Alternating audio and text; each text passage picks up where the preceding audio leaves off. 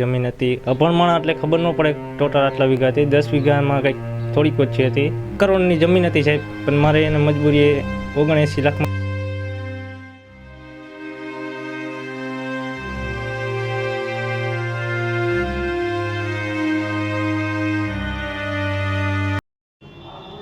વ્યાજના ખોપરમાં અનેક પરિવારો હોમાઈ ગયા હોવાની અવારનવાર ઘટના સામે આવતી હોય છે.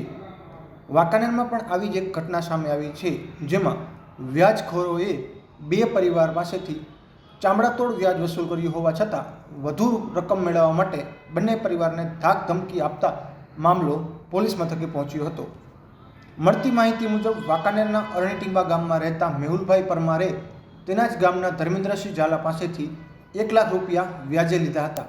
કોઈ કારણોસર તેઓ વ્યાજ ન ભરી શકતા આ આરોપીએ તેમની જમીન વેચાવા માટે રાજી કર્યા હતા અને 79 લાખમાં જમીનના સાટાખત થયા બાદ તેમને માત્ર 34 લાખ રૂપિયા જ આપ્યા હતા.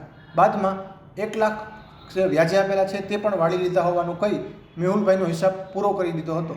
જોકે મેહુલભાઈએ બાકીની રકમ માગતા ધર્મેન્દ્રસિંહ ગુસ્સે થઈ ગયો હતો અને આ 1 લાખનું 29 લાખ રૂપિયા જેટલું વ્યાજ વસૂલ કર્યું હોવાનું તેમને જણાવતા મેહુલભાઈના પગ નીચેથી પણ જમીન સરકી ગઈ હતી. મેહુલભાઈની કિંમતી જમીન સસ્તામાં પડાવી લેતા તેમજ બીજા રકમ વસૂલ કરવા માટે ધર્મેન્દ્રસિંહે ધાક ધમકી આપતા તેઓએ વાંકાનેર તાલુકા પોલીસ સ્ટેશનમાં આરોપી ધર્મેન્દ્રસિંહ અને પુત્ર જયદીપસિંહ ધર્મેન્દ્રસિંહ ઝાલા સામે ફરિયાદ નોંધાવી હતી. મેહુલ રેસિંગ પરમાર. અમારા જમીન બાબતનો બનાવ હતો સાહેબ. મારી પાસે 10 વીઘામાં થોડી ઘણી ઓછી જમીન હતી. અભણમણ એટલે ખબર ન પડે ટોટલ આટલા વીઘા હતી. 10 વીઘામાં કંઈક થોડીક ઓછી હતી.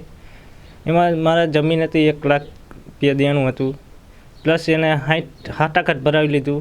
1 કરોડની જમીન હતી સાહેબ, પણ મારે એને મજબૂરીએ 79 લાખમાં વેચવી પડી, કારણ કે 1 લાખ રૂપિયા દેણું હતું. એટલે એ 79 વેચી એમાં 31 લાખ રૂપિયા મને આપ્યા. બાકીના પૈસા ત્યારે હાટું કર્યા 10 ઊંચી દીધી ત્યારે કે રોકડા પૈસા અમે અહીંયા દઈશું, પ્લસ પછી 31 લાખ આપ્યા. બાકીના પૈસા કીધું ભાઈ પાકી નોંધ પડી જાય પછી આપીશ.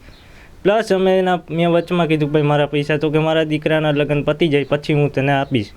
એના દીકરાના લગ્ન પતી ગયા પછી હું મારા કાકા, મારા મમ્મી, મારા બેનામાં ગયા તો એને કીધું ભાઈ તમારે 1 રૂપિયો આમાં વધતો નહીં. મારી પાસે 1 લાખ લઈ ગયો તો એમાં તમારા બાકીના બધા પૈસા પૂરા થઈ જાય ગાંઠના, પ્લસ તમારે 10 લાખ મને દેવા પડશે કારણ કે મેં બેંકમાં ભર્યા. પણ ત્યારે અમને કાંઈ કીધું નહોતું કે આટલા પૈસા ભર્યા કે ન ભર્યા. પછી અમે સાહેબ નાના માણા એટલે અમે એને પોગી ન ગયા એટલે અમે ન કાંઈ કર્યું. પછી મારા કાકાએ મને મદદ આપી કે ભાઈ અમે આખું સહકુટુંબ અમે તારી સાથે તમતા. પછી માટે મેં મારા જમીન બાબતની મેં વાંકાનેર પોલીસ સ્ટેશને ફરિયાદ કરી કે ભાઈ આવી રીતે મને છેતરીને મારી જમીન લઈ લીધી સાહેબ. હાટું કરેલ ધરમબા વખતસિંહ ઝાલાએ એ એક જ હતો, એને એકના હસ્તકે જ કર્યું હતું સાહેબ. અરણીટીંબા ગામના જ રીટાબેન ગોરધનભાઈ માંડવિયાએ વાંકાનેર તાલુકા પોલીસ મથકમાં આરોપી ધર્મેન્દ્રસિંહ વખતસિંહ ઝાલા અને તેના પુત્ર જયદીપસિંહ સામે ફરિયાદ નોંધાવી છે, જેમાં તેઓએ જણાવ્યું હતું કે તેમના પતિ ગોરધનભાઈને કેન્સરની બીમારી થતાં સારવાર માટે 20,000 રૂપિયા 5% વ્યાજે લીધા હતા.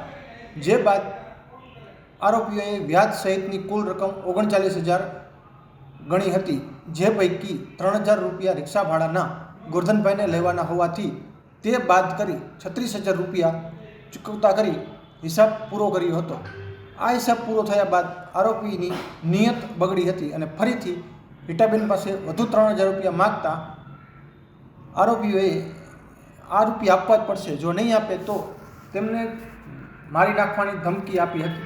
રીટાબેન ગોરધનભાઈ માંડવિયા એમને 20,000 લીધા હતા તો લોન કરીને દઈ દીધા છે. અમે છત્રી પણ લીધા, પણ છત્રી અમે દઈ દીધા છે. 3,000 એના ઓટો હલાવે એટલે ફેરાને એને એમ કીધું કે તારા બાદ. તો હવે પછી કાલ આવીને એને માંગ્યા અને પછી ધરપકડ કરી અને બીજે દી આવીને એને ફાયરિંગ કરી. એના દીકરાએ મારા ઘરવાળા ઉપર ને એના ઉપર 5 વાર કરી ધમકી દે છે અને અમને બીક બતાવે. અને કેન્સલ હતું એકદમ અચાનક એને કેન્સલ આવ્યું એટલે અમારે જરૂર પડી એટલે રૂપિયા વ્યાજવે લેવા પડ્યા. ગોરધનભાઈ નહોતું ભાઈ માંડવિયા. બનાવમાં એવું હતું મેં 20,000 લીધા હતા. ઓપરેશન આવ્યું ને કેન્સરનું એટલે લીધા હતા. પાછા મેં 20ના 36,000 દઈ દીધા. પછી મેં રિક્ષાના ફેરાનું માંગ્યું. મેં કીધું આ મારા ફેરા કચા કર્યા છે એનું તો કે એનું કાંઈ નહીં, કે મારા હજી ટાઈમ નીકળે, તો ટાઈમ એ દઈ દીધા અને મારું કાંઈ નીકળ્યું નહીં.